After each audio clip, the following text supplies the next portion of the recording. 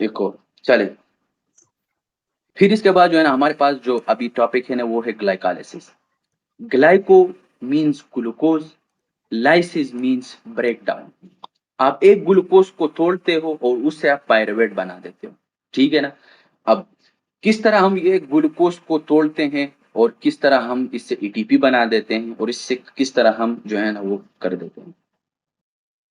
चले, ग्लूकोज, अब आपके ये जो है ना ये आपके पास ऐसे समझ ले कि ये आपके पास ब्लड ब्लड स्ट्रीम है, ठीक है ना। ये ब्लड वेसल्स है, इसके अंदर ग्लूकोज, अब ब्लड में ग्लूकोज आया है, अब इस ग्लूकोज को हम ट्रांसपोर्ट करेंगे, टिश्यू के अंदर लेके आएंगे, ठीक है ना। जैसे इस ग्लूकोज को हमने ट्रांसपोर्ट किया, फिर इसके बाद इस ग्लूकोज को हम अंदर लेके जाते हैं, टिश्यू के अंदर लेके जाते हैं। किस तरह लेके जाते हैं, फॉर एग्जाम्पल अगर ये लीवर है या कोई और टिश्यू है, कोई भी टिश्यू हो सकता है, कोई भी सेल हो सकता है, ये आपके हर एक सेल में ये वाला सीन चलता रहता है, ठीक है ना। ये जो ग्लाइकोलाइसिस है पाथवे, ये आपके हर सेल में होती है। अब आगे हम पढ़ेंगे कि एक हमारे पास एक है एरोबिक ग्लाइकोलाइसिस और एक है इनएरोबिक ग्लाइकोलाइसिस। एरोबिक ग्लाइकोलाइसिस उसको कहते हैं जिसके ऑक्सीजन की मौजूदगी में अगर हमारे पास ग्लाइकोलाइसिस हो जाए उसको हम ग्लाइकोलाइसिस कहेंगे। किस तरह मैं आगे बताऊंगा। और अगर ऑक्सीजन नहीं है, ऑक्सीजन की गैर मौजूदगी में अगर आपके पास ग्लाइकोलाइसिस होती है तो उसको हम इनएरोबिक ग्लाइकोलाइसिस कहते हैं, ठीक है। तो इसको थोड़ा सा जहन में रख देना। अब ग्लूकोज, इसको मैंने अंदर लेके जाना है टिश्यू के अंदर, तो मैं क्या करूंगा कि इस ग्लूकोज के ऊपर मैं एक फास्फेट लगाऊंगा। अब मैंने फास्फेट लगाना है, ग्लूकोज के ऊपर मैंने लगाना है, ठीक है ना। अब यहाँ पे जो एंजाइम यूज होगा वो कौन सा एंजाइम यूज होगा, क्योंकि आप लोगों ने इस सबस्ट्रेट को देखना है और प्रोडक्ट को देखना है, ठीक है ना। फिर इसी तरीके से आपने एंजाइम का नाम भी रखना है। तो ग्लूकोज है, ग्लूकोज के ऊपर अगर मैं फास्फेट लगाऊं तो मैं हमने एक पिछले एक प्रॉपर्टी पढ़ी थी कि काइनेज एक वो प्रॉपर्टी है जिसके साथ वो फास्फेट लगा देते हैं with the help of ATP. ATP का होना जरूरी है क्योंकि एटीपी जरूरी है, ठीक है। तो उसको हम क्या कहेंगे, काइनेज। लेकिन मैंने किसके ऊपर लगाया, मैंने ग्लूकोज के ऊपर लगाया, तो मैं एंजाइम का नाम भी वही रखूंगा, ग्लूको, तो ग्लूकोकाइनेज।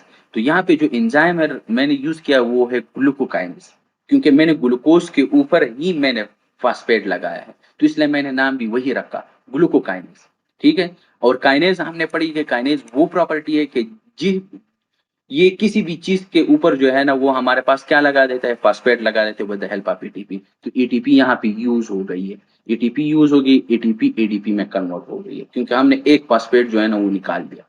अब ये ग्लूकोज ने, ग्लूकोज हमने ये फास्फेट एटीपी से ले लिया, अब ग्लूकोज के ऊपर हमने फास्फेट लगाया लेकिन कार्बन नंबर 6 पे हमने लगाया, कार्बन नंबर 6 पे। अब सवाल ये पैदा होता है, जैसे कि हमने पता है कि ग्लूकोज का फार्मूला क्या है, हमने पढ़ा है 10th 11th 12th में, हमने पढ़ा है 9th में कि ग्लूकोज का जो फार्मूला है C6H12O6, कुछ इस तरह से फार्मूला है ना। तो हमने ये जो ग्लूकोज का वही कार्बन नंबर 6, वही कार्बन नंबर 6, उसके ऊपर मैंने फास्फेट लगा लिया, तो इसलिए मैंने इसका नाम भी वही रखा, ग्लूकोज 6 फास्फेट, ठीक है। अब यहाँ पे एक और एंजाइम भी है, लेकिन अब सवाल ये पैदा होता है ना, ये बहुत अहम है, ये ग्लूकोकाइनेज सिर्फ लीवर में होगा।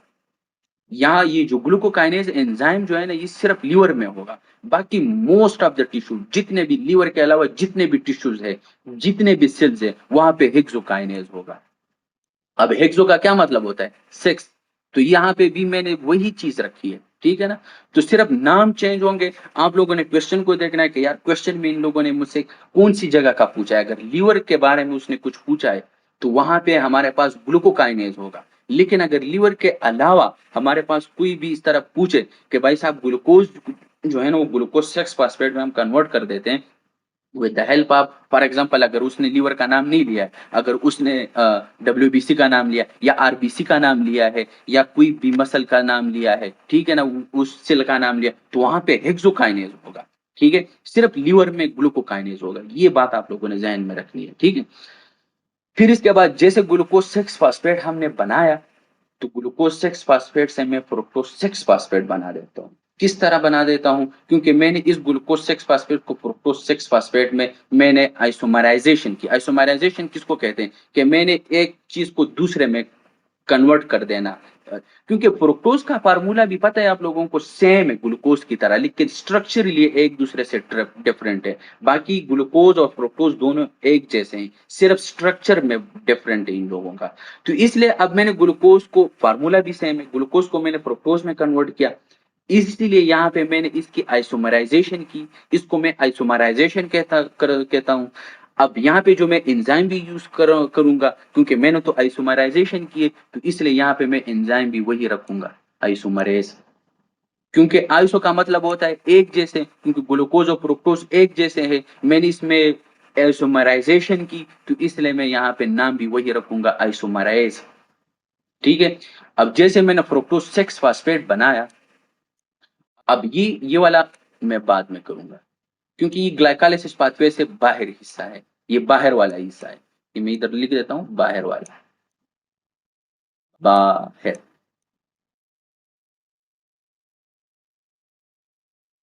सही है। मैं पहले ये कर देता हूं। अब फ्रुक्टोज 6 फास्फेट बना, अब फ्रुक्टोज 6 फास्फेट से मैं फ्रुक्टोज 1,6 बिस फास्फेट बना देता हूं। देखें, बहुत आसान है।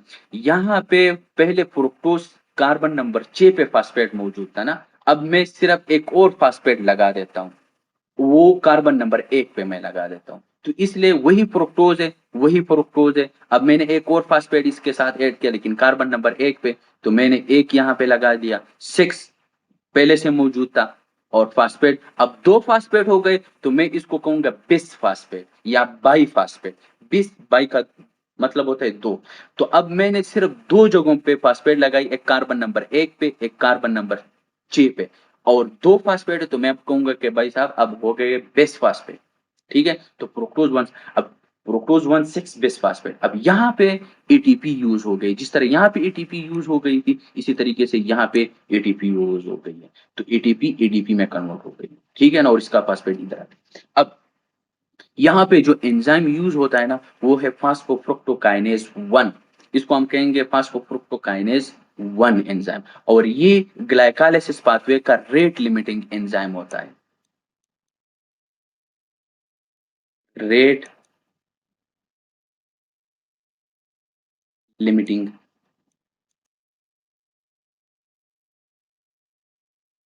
एंजाइम।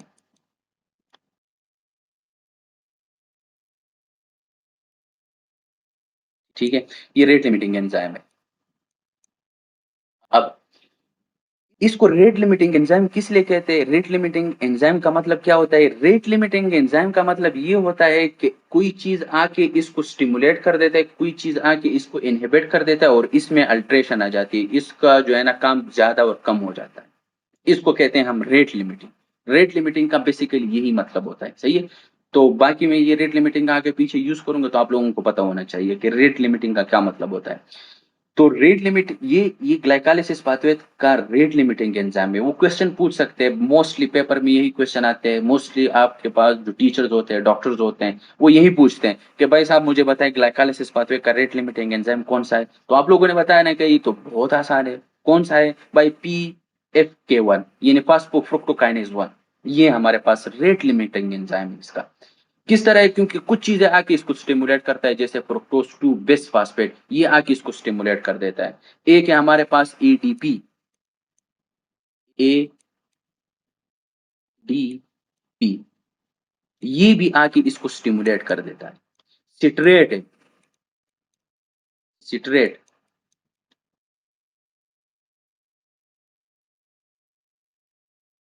ये भी आके इसको स्टिमुलेट कर, ठीक है। अब एटीपी इसको इनहिबिट करती है। अब ये भी बहुत अहम चीज है, ये भी आप लोगों ने याद रखना है। एटीपी, सही है, एटीपी इनहिबिट करती है। एडीपी स्टिमुलेट करना, सिट्रेट स्टिमुलेट करना, फ्रुक्टोज 2 बिसफास्फेट स्टिमुलेट करना, ये तीन चीजें स्टिमुलेट करती है, जबकि एटीपी इनको इनहिबिट करती है। कौन से एंजाइम को? इस फास्फोफ्रुक्टोकाइनेज 1 को, इसलिए इसको मैं रेट लिमिटिंग एंजाइम कहूंगा। ठीक है ना। अब जैसे एटीपी बहुत ज्यादा बन गया हमारे पास ग्लाइकोलाइसिस में, एटीपी आके इसको बोल देता है कि अब हमारे पास बहुत ज्यादा एटीपी बन गई है, तो अब आगे आपने एटीपी नहीं बनाने, तो इसलिए ही बंद हो जाता है। अब एटीपी खत्म हो गया है, एटीपी का लेवल ज्यादा हो गया है, तो एडीपी आके इसको बोल देता है कि भाई साहब हमारे पास एटीपी नहीं है, एनर्जी नहीं है, आप लोगों ने तो अभी एटीपी बनानी है, तो ये जाके फिर एटीपी बना देती है, तो इसलिए एडीपी आके इसको स्टिमुलेट कर देते हैं, इसको उंगली देता है कि भाई साहब आपने उठना है और आपने एटीपी बनानी है, तो इसलिए इसको स्टिमुलेट कर देना, सिट्रेट आके इसको स्टिमुलेट कर देता है, ठीक है ना। अब फ्रुक्टोज 2 6 बिस्फास्फेट आके इसको स्टिमुलेट कर रहा है, तो इसलिए इसको मैं रेट लिमिटिंग एंजाइम कहता हूं। ये आप लोगों ने जहन में रखनी है, ठीक है ना, बहुत अहम चीजें, एटीपी इनहिबिट करना, सिट्रेट, एडीपी, फ्रुक्टोज 2 6 बिस्फास्फेट को स्टिमुलेट कर देता है, और ये रेट लिमिटिंग एंजाइम होता है, ठीक है। अब फ्रुक्टोज 1 6 बिस्फास्फेट बना, इसलिए यहाँ पे जो एंजाइम है ना वो फ्रुक्टोज फास्फोफ्रुक्टोकाइनेज 1 है ना, तो इसलिए ये वहां यहाँ पे मैंने 1 लगा, ये वाला 1 मैंने यहाँ पे लगा, क्योंकि मैंने अब इसके साथ फास्फेट लगा, इसलिए मैंने एंजाइम भी वही लगाया, फास्फोफ्रुक्टोकाइनेज 1, क्योंकि मैंने अब फास्फेट लगाना है किसके ऊपर, कार्बन नंबर 1 पे, तो नाम भी मैंने वही रख दिया, फास्फोफ्रुक्टोकाइनेज 1, सही है। तो ये रेट लिमिटिंग एंजाइम है। जैसे ये हमारे पास फ्रुक्टोज 1 6 बिस्फास्फेट बन जाता है, तो ये हमारे पास जाके हमारे पास क्या बन जाते हैं, ये वही फास्फोफ्रुक्टोकाइनेज फ्रुक्टोज 1 6 बिस्फास्फेट है, ये हमारे पास ये आके दो में, इसके पास दो रास्ते हैं, ये हमारे पास ग्लाइसरल्डिहाइड 3 फास्फेट की तरफ भी आ जाता है और डीएचएपी की तरफ भी चला जाता है, लेकिन एल्डोलेज ए, ये इधर इन लोगों ने लिखा है लेकिन खैर इधर में बता, एल्डोलेज ए एंजाइम आके इसको तोड़ता है, एक इस साइड पे आ जाता है और एक इस साइड पे आ जाता है, ठीक है ना। तो ये एक ग्लाइसरल्डिहाइड 3 फास्फेट हमारे पास बना, ये डीएचएपी, इसे हम glycerol 3 phosphate triglyceride synthesis electron shuttle, ये हम आगे करेंगे, ये आप लोग अभी बस सिर्फ आप लोगों को पता होना चाहिए कि इसे डीएचएपी, बाकी ये हम आगे एक्सप्लेन करेंगे, ठीक है।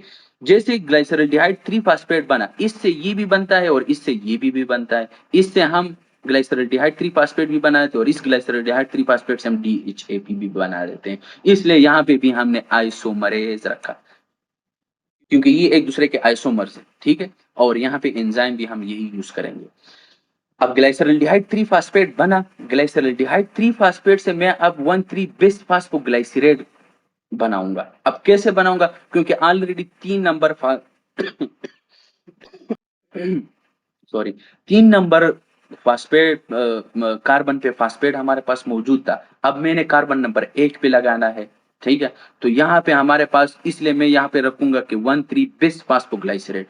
अब बिस का मतलब होता है कि दो, फास्फो का मतलब होता है फास्फेट, ग्लाइसरेट वो वही ग्लाइसरल्डिहाइड है, इसको मैं ग्लाइसरेट भी कहता हूँ, इसको मैं ग्लाइसरल्डिहाइड भी कहता हूँ, दोनों नाम आप जो भी आपको इजी लगे वो याद रखना है, क्योंकि ऊपर भी ग्लाइसरल्डिहाइड है और इधर भी आप ग्लाइसरेट भी कह सकते हो और ग्लाइसरल्डिहाइड भी कह सकते हो, ठीक है। यहाँ पे सिर्फ 3 नंबर पे था, अब यहाँ पे हमने 1 पे लगाया और 3 पे, दोनों पे लगा, 3 पे तो ऑलरेडी था, हमने अभी 1 पे लगाया, तो इसलिए मैं इसको कहूंगा कि 1 3 बेस्ट फास्फोग्लाइसरेट, 1 का पे का फास्फेट आ गया, 3 पे फास्फेट आ गया, बाई का मतलब होता है, बेस का मतलब होता है दो, फास्फेट फास्फेट ग्लाइसरल्डिहाइड वही ग्लाइसरल्डिहाइड, लेकिन जो एंजाइम यूज होता है ना, तो ऊपर क्या लिखा है, ग्लाइसरल्डिहाइड है, तो ग्लाइसरल्डिहाइड 3 फास्फेट डीहाइड्रोजिनेस।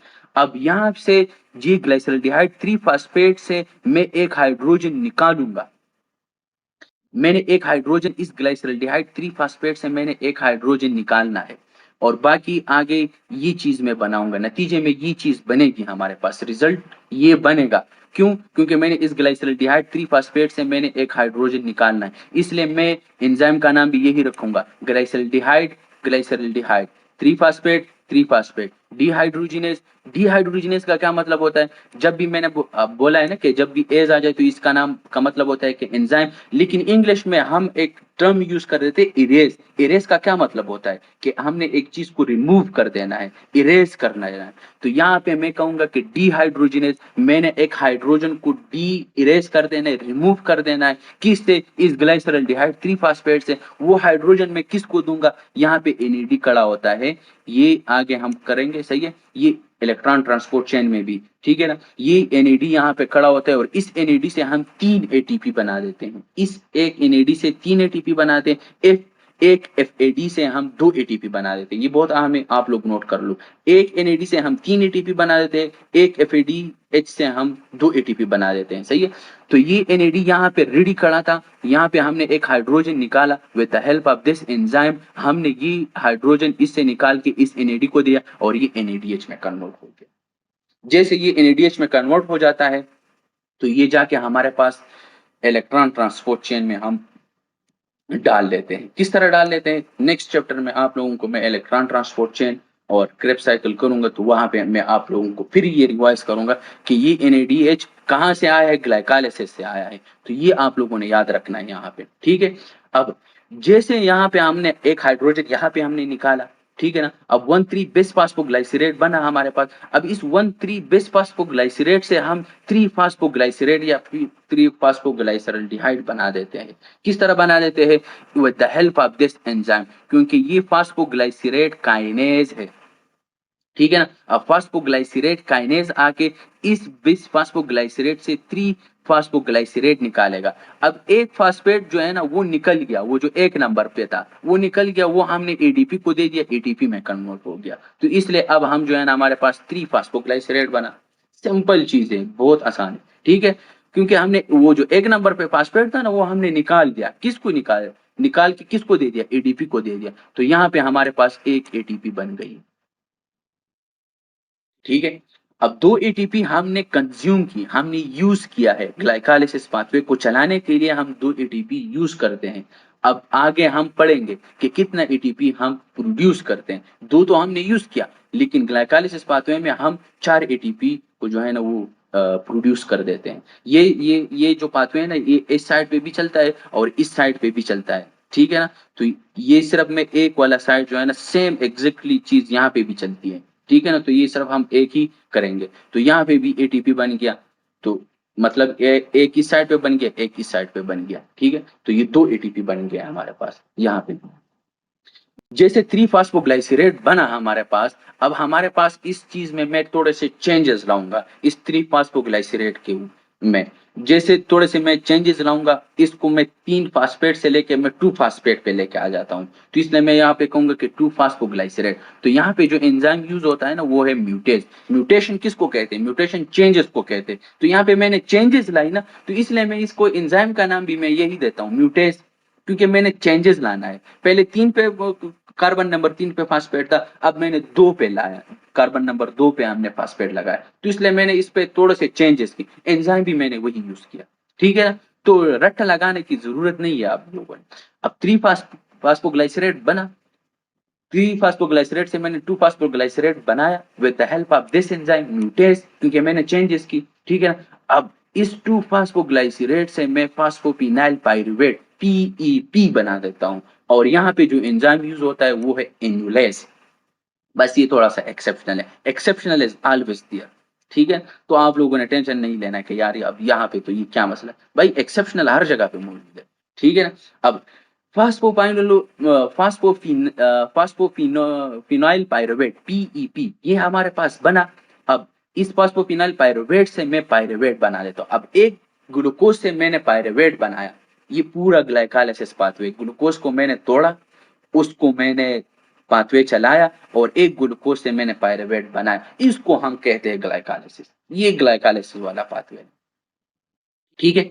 अब यहाँ पे भी हमारे पास हाँ एक एटीपी यहाँ पे बनी, एक एटीपी यहाँ पे बनी, हाँ। अब जैसे फास्फोपिनाइल पाइरुवेट हमारे पास बना, इस फास्फोपिनाइल पाइरुवेट से हम पाइरुवेट बना देते हैं और यहाँ पे जो है ना हमारे पास पाइरुवेट काइनेज एंजाइम यूज हो जाता है। और इस यहाँ पे इससे हम एक फास्फेट निकाल देते हैं, वो फास्फेट हम किसको के दे देते हैं, एडीपी को, एडीपी एटीपी में कन्वर्ट हो जाती है। यहाँ पे हमने एक दूसरी एटीपी बना दी और इसी तरीके से इस साइड पे बनती है, ठीक है ना। तो ये जो पाथवे है ना एग्जैक्टली सेम जिस तरह ये चला इसी तरीके से इस साइड पे भी चलती है, लेकिन उसको हमने हाइड किया है। एग्जैक्टली सेम चीजें हैं, ठीक है ना। बस सिर्फ आप लोगों ने एक को याद रखना है, वो दूसरा खुद ब खुद याद हो जाए, क्योंकि एग्जैक्टली चीजें हैं, ठीक है। अब एक एटीपी इस साइड पे बनी, एक एटीपी इस साइड पे बनी, तो 2 एटीपी बने यहाँ पे।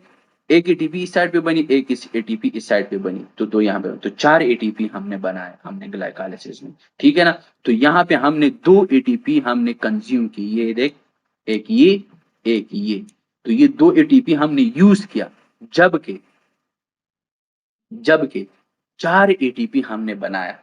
ठीक है ना? ग्लाइकोलाइसिस पाथवे को चलाने के लिए हमने 2 एटीपीज को जो होता है उसको हम कंज्यूम करते हैं, हम यूज कर देते हैं, लेकिन उसके बजाय उसके के थ्रू हम 4 एटीपी बना देते हैं। पायरेवेट बना हमारे पास। अब वही बात आ गई है जो मैं आप लोगों को पहले मैंने बताया था कि अगर ऑक्सीजन मौजूद है तो ये जो पायरेवेट है ये माइटोकॉन्ड्रिया के अंदर चला जाएगा और इसको हम कहेंगे एरोबिक ग्लाइकोलाइसिस। क्या? Aerobic glycolysis. ठीक है।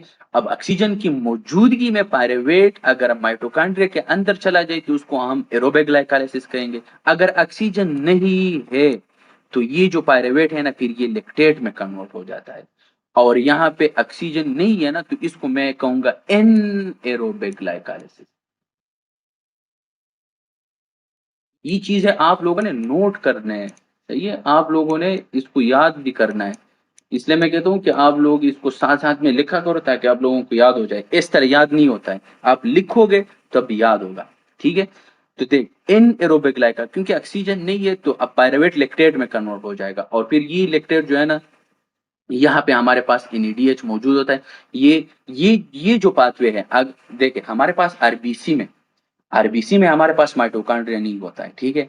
जब आरबीसी में माइटोकॉन्ड्रिया नहीं होता है तो ये फिर उसमें यही पाथवे चलता है। क्योंकि उसमें तो माइटोकॉन्ड्रिया नहीं है तो फिर ये वाला सीन नहीं चलता है तो ये इसी तरीके से पायरुवेट से हम लेक्टेट बना देते हैं। ठीक है, क्योंकि उसमें तो माइटोकॉन्ड्रिया नहीं होता है।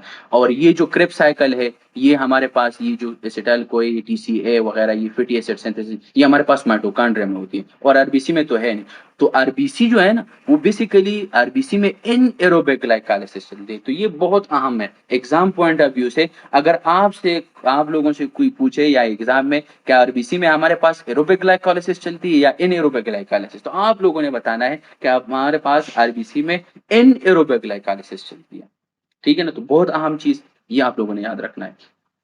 अब यहाँ पे इस पायरुवेट को मैं लेक्टेट में कन्वर्ट कर देता हूं लेकिन इस पायरुवेट को हमारे पास एनएडीएच का होना जरूरी है। एनएडीएच एनएडी में कन्वर्ट हो जाएगा तो तब ये पायरुवेट लेक्टेट में कन्वर्ट हो जाएगा। नहीं अगर एनएडीएच नहीं है तो ये काम नहीं हो सकता है। तो इसलिए ये एनएडीएच जो है ना ये एनएडीएच ऊपर से आके ये इधर जो हमने बनाया था ये सिर्फ आरबीसी में होता है, बाकी सेल में ये नहीं होता है। बाकी सेल में ये हम डायरेक्ट इलेक्ट्रॉन ट्रांसपोर्ट चेन में डाल देते हैं। ठीक है। इलेक्ट्रॉन ट्रांसपोर्ट चेन किस में कहाँ पे होते हैं? माइटोकॉन्ड्रिया में होते हैं। और आरबीसी में तो जो हमारे पास माइटोकॉन्ड्रिया है ही नहीं तो इसलिए ये एनएडीएच आरबीसी में बना लेकिन ये एनएडीएच अब नीचे आएगा। इस पायरुवेट से हम लेक्टेट बनाएंगे लेकिन यहाँ पे एनएडीएच का होना जरूरी है। एनएडीएच से हम दोबारा एनएडी बनाएंगे और ये एनएडी ऊपर जाके दोबारा यहाँ पे वापस आएगा फिर यहाँ पे वेट करेगा कि ये पाथवे चलेगी फिर मैं हाइड्रोजन लूंगा फिर ये करे। तो ये पाथवे ये बेसिकली आरबीसी में इसी तरीके से चलती है। जिस तरह कल हमने मेटाबॉलिज्म और रिव्यू में हमने कहा था ना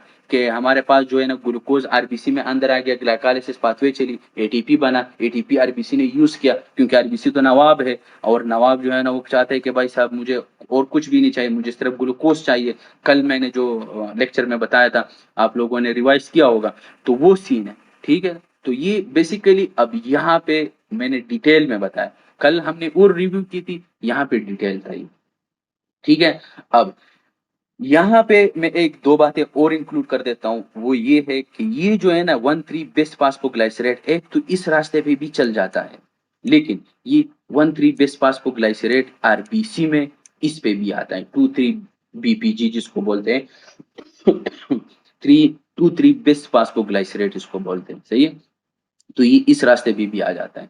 अब ये 23 बिस फास्फोग्लाइसरेट का मतलब ये इसका काम क्या होता है कि ये ऑक्सीजन को डीलोड कर देता है। पेरिफेरी टिश्यू में जब ऑक्सीजन आरबीसी लंग्स के पास आ जाती है लंग्स से में ऑक्सीजन ले लेती है फिर जब ये ऑक्सीजन ले लिया इसने लोड किया फिर ये जब पेरिफेरी टिश्यू में चले जाती है तो वहां पे फिर ऑक्सीजन को डीलोड कर देते हैं। तो वहां पे जो ऑक्सीजन टिश्यू को या जिस चीज को या सेल को देना होता है वहां पे डीलोड करना होता है। तो वहां पे जो हमारे पास जो ये 23 बीपीजी काम कर देता है ये 23 बिस फास्फोग्लाइसरेट काम कर देता है ये जाके हमारे पास ऑक्सीजन को डीलोड कर देता है। ठीक है ना? तो ये हमारे पास आरबीसी में बेसिकली ये होता है, ठीक है? अब मैं थोड़ी-सी अब डिज़ीज़ की तरफ आ जाता हूँ, पैथोलॉजी की तरफ आ जाता हूँ। वो ये है कि बहुत ही अहम चीज़ें हैं, वो ये है कि हमारे पास एक जेनेटिक मसला हो सकता है, जिसमें ये पायरुवेट काइनेज डेफिशिएंसी आ जाती है। ये एंजाइम काम नहीं करता है, जब ये एंजाइम काम नहीं करता है, ये जो फॉस्फोक्विनोल पायरुवेट है, ये पायरुवेट में कन्वर्ट नहीं होता है, जब ये कन्वर्ट नहीं होता है, तो ये पीछे इकामुलेट हो जाती है, इधर इकामुलेट जमा हो गया, ये भी इकामुलेट हो गया पीछे, ये भी इकामुलेट हो गया, ये भी इकामुलेट हो गया। जब ये accumulate हो गया, पीछे ये accumulate, अब ये रास्ता पूरा बंद हो गया, अब यहाँ पे एटीपी नहीं बनेगी, ये एटीपी नहीं बना, यहाँ पे ये एटीपी नहीं बना।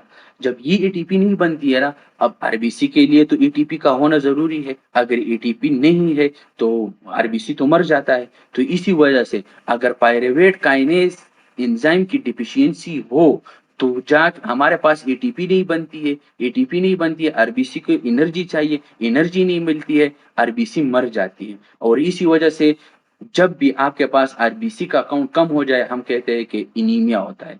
और क्योंकि ये तो आरबीसी है, तो हम क्या कहेंगे कि ये कौन-सा एनीमिया है? हेमोलिटिक एनीमिया है। क्योंकि हीम का मतलब क्या होता है? ब्लड। लिटिक का मतलब क्या होता है? ब्रेकडाउन। अब हमारे पास हेमोलिटिक का मतलब ये होता है कि हमारे पास जो रेड ब्लड सेल हैं, वो टूट जाते हैं। और इसकी टूटने की वजह से हमारे पास एनीमिया होती है। तो इसलिए हम इसका नाम भी हमने यही रख दिया, हेमोलिटिक एनीमिया। ठीक है? हेमोलिटिक एनीमिया हो जाती है और ये सेकंड मोस्ट कॉमन, ये पायरुवेट काइनेज डेफिशिएंसी है ना, इसका जो ये जो हेमोलिटिक एनीमिया है, लेकिन ये सेकंड मोस्ट कॉमन है, ठीक है? सेकंड मोस्ट कॉमन काज़, सेकंड। फर्स्ट मोस्ट कॉमन जो है ना, वो आगे हम पढ़ेंगे G6PD डिफिशिएंसी होती है। आगे एक पाथवे है एचएमपी शंट जिसको बोलते हैं, आगे हम पढ़ेंगे वहाँ पे हमारे पास मोस्ट कॉमन वो एंजाइम की डिफिशिएंसी अगर हो, तो हमारे पास हेमोलिटिक एनीमिया होता है, लेकिन वो मोस्ट कॉमन है। ये सेकंड मोस्ट कॉमन है, ठीक है? फिर इसके बाद जो है ना इंक्रीज बीपीजी, इंक्रीज बीपीजी तब होगा क्योंकि जब ये एंजाइम काम नहीं करेगा, ये बंद होगा, ये पीछे इकामुलेट, ये इकामुलेट, ये इकामुलेट, ये इकामुलेट। तो फिर अगर ये रास्ता बंद हो जाता है, तो ये रास्ता तो खुला रहता है ना। जब यहाँ पे जब बहुत ज्यादा गाड़ियां जाम होती हैं, ट्रैफिक जाम है, तो फिर गाड़ियां दूसरी रास्ता इख्तियार करती हैं कि मैंने ये रास्ता अब देखना है, तो फिर इस रास्ते पे निकलती है। तो जब ये इस रास्ते पे आ जाती है ना, तो ये 2-3 बीपीजी, तो इसका लेवल जो है ना वो इंक्रीज हो जाता है। तो ये इसी वजह से पायरुवेट काइनेज डिफिशियंसी में इंक्रीज 2 पीबी बीपीजी, ये यही चीज है। बिस्फास्फोग्लाइसाइड, वहां पे सिर्फ इन लोगों ने बीपीजी लिखा है। इसका मतलब होता है ना कि ये इस चीज की बात कर रहे हैं। तो एग्जाम में सिर्फ बीपीजी भी आ सकता है, 2-3 बीपीजी भी आ सकता है। आप लोगों ने जहन में रखना है कि ये इस चीज की बात हो रही है, क्योंकि ये रास्ता बंद हो गया है, अब सारी गाड़ियां यहाँ पे आ जाती है। और जब बहुत ज्यादा 2-3 बीपीजी बहुत ज्यादा बन जाती है, बहुत ज्यादा, और 2-3 बीपीजी का तो हमने पढ़ा है कि 2-3 बीपीजी का काम क्या होता है कि ये ऑक्सीजन को डीलोड कर देते हैं। ऑक्सीजन को डीलोड कर देना, तो यहाँ पे 2-3 बीपीजी तो बहुत ज्यादा हो गया, तो अब ऑक्सीजन लोड होगा और डीलोड होगा, वो लोड होगा और डीलोड होगा। अब आरबीसी कहेगा कि मेरा काम था ऑक्सीजन को लेके जाना, मेरा काम ही नहीं, तो मैं भी नहीं, मैंने जिंदा रहना ही नहीं है, मैंने मर जाना है, तो वो मर जाती है, ठीक है? तो इसी वजह से एक कंडीशन ये भी हो सकती है। लेकिन जो मोस्ट कॉमन कंडीशन है वो ये है, ठीक है ना? आप लोगों ने ये रखना है, क्योंकि एटीपी बनती ही नहीं है आरबीसी की तरफ जो है ना, वो उसके लिए तो एटीपी जरूरी है, एटीपी है ही नहीं, आरबीसी टूट जाती है, मर जाती है। लेकिन और दूसरा कंडीशन ये भी हो सकता है, क्योंकि 2-3 पीबीची बहुत ज्यादा हो जाता है, जब ये बहुत ज्यादा हो जाता है और ये तो ऑक्सीजन डीलोड कर देते हैं, और जब ऑक्सीजन डीलोड हो जाती है, तो आरबीसी का वैसा भी काम खत्म हो जाता है, काम तमाम हो जाता है। बस आप लोगों ने ये रखना है। अब बहुत ज़्यादा अहम पायरुवेट काइनेज एंजाइम की डिफिशियंसी, अगर ये कम काम नहीं करेगा, जेनेटिक मसला है, ये 3 मसले हो सकते हैं हमारे पास, haemolytic anaemia, increase to BPG. लेकिन इसमें हैंड्स बॉडीज नहीं होंगे, हैंड्स बॉडीज आगे मैं समझाऊंगा। जब हम एचएमपी शंट करेंगे, वहां पे हमारे पास हैंड्स बॉडीज बन जाते हैं, बाइट सेल्स बन जाते हैं। वो किस तरह बन जाते हैं वो मैं आगे बताऊंगा। यहाँ पे सिर्फ आप लोगों ने सिर्फ जहन में रखना है कि भाई साहब पायरुवेट काइनेज एंजाइम की जब भी डिफिशियंसी आ जाए, तो उसमें हैंड्स बॉडीज नहीं होंगे, ठीक है? बाकी ये इंक्रीज बीपीजी और हेमोलिटिक एनीमिया ये हमारे पास होंगे। इसके अलावा इसमें एक और भी 2 चीज़ें अहम हैं, वो आप लोगों ने ज़हन में रख देना है, वो कौन-कौन से हैं कि हमारे पास इर्रिवर्सिबल एंजाइम है, ग्लाइकोलाइसिस पाथवे का वो कौन से इर्रिवर्सिबल 3 एंजाइम है, वो आप लोगों ने याद रखना है। वो ये है कि पहला नंबर, ये 3 इर्रिवर्सिबल एंजाइम की अगर हम बात करें, तो ये पहले नंबर पे हेक्सोकाइनेज, ग्लूकोकाइनेज, ये एंजाइम इर्रिवर्सिबल है। अगर ये ग्लूकोज 6 फास्फेट में कन्वर्ट हो जाए ना, तो ग्लूकोज 6 फास्फेट से हम दोबारा ग्लूकोज नहीं बना सकते। तो ये इर्रिवर्सिबल है। इसी तरीके से फ्रुक्टोज 6 फास्फेट है, ये फ्रुक्टोज 1 6 फास्फोफ्रुक्टोकाइनेज, ये वाला जो एंजाइम है फास्फोफ्रुक्टोकाइनेज 1, ये भी इर्रिवर्सिबल है। ये वापस नहीं, अगर ये इसमें कन्वर्ट हो जाता है ना, तो फिर ये इसमें वापस नहीं चला जा सकता है। तो ये एक काम है, ठीक है ना? ये भी इर्रिवर्सिबल है, तो 2 हमने पढ़ लिए। तीसरा, ये वाला पाइरूवेट काइनेज, ये ये 3 एंजाइम ऐसे हैं कि ये इर्रिवर्सिबल है, ये वापस जो है ना पाइरूवेट, अगर ये फास्फोफ्रुक्टो फिनोल पाइरूवेट पाइरूवेट में कन्वर्ट हो गया ना, तो पाइरूवेट जो है ना, ये इसमें दोबारा नहीं चला जा सकता है। तो ये 3 एंजाइम आप लोगों ने याद रखना है कि ये इर्रिवर्सिबल है। पाइरूवेट काइनेज एंजाइम की डिफिशियंसी आ जाए, कौन-सा मसला हो सकता है? हाँ, 3 अहम इंटरमीडिएट, एक और बात जो मैं भूल गया हूँ, वो ये है कि अगर ग्लाइसरॉल्डिहाइड 3 फास्फेट डिहाइड्रोजिनेज, ये हमारे पास ना एक वो है अर्सिनेट जिसको बोलते हैं, अर्सिनेट, ये पानी में होता है, सही है? अर्सिनेट,